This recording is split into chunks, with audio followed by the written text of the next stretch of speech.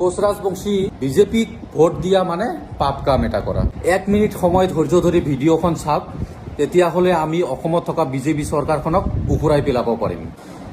মহাপাপী doctor Himanta Biswa Sarma ডাঙৰীয়াৰ নেতৃত্বত অসমৰ বিজেপি ৰাজনৈতিক দলক আমাৰ অসমত থকা কোচ ৰাজবংশীসকল ভোট দিয়াৰ কাৰণে চিন্তা চৰ্চাও কৰে, তেতিয়াহ'লেও আমাৰ কোচ ৰাজবংশীসকলক পাপ লাগিব।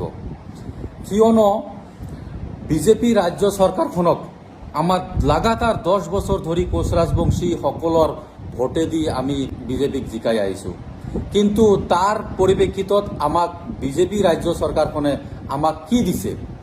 জনজাতিকৰণৰ নামত ভেক ভাওনা, নীলাজৰ দৰে কি বাৰে বাৰে কৈ থাকে আপোনালোকৰ কাম হৈ গৈছে।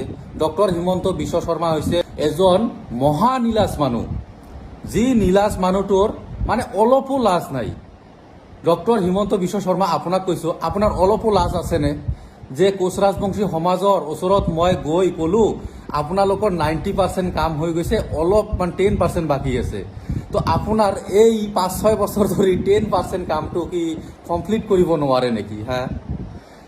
সেইকাৰণে আপোনাক মই মহাপাপী আখ্যা দিছোঁ। আৰু কোচ ৰাজবংশী সমাজে যদি আপোনাক ছাপোৰ্ট কৰে, তেনেহ'লে ইয়াতকৈ আমাৰ কোচ ৰাজবংশী সমাজক ইয়াতকৈ ডাঙৰ পাপ আৰু একো নালাগিব। কোচ ৰাজবংশী সমাজে বিজেপিক ভোট দিয়া মানে পাপ কাম এটা কৰা। আৰু কোচ ৰাজবংশীসকলৰ ইতিহাস আছে যে কোচ ৰাজবংশীসকলে পাপ কাম নকৰে। গতিকে এইবাৰ আমি পাপ কাম নকৰিম আৰু বিজেপিক আমি ভোট নিদিম। কোচ ৰাজবংশী হিচাপে মই গৰ্ব কৰি কওঁ, বিজেপি মুৰ্দাবাদ, অসমত থকা বিজেপি হাটাও, কোচ ৰাজবংশী বাচাও। আৰু ভিডিঅ'টো ভাল লাগিলে শ্বেয়াৰ কৰি দিব।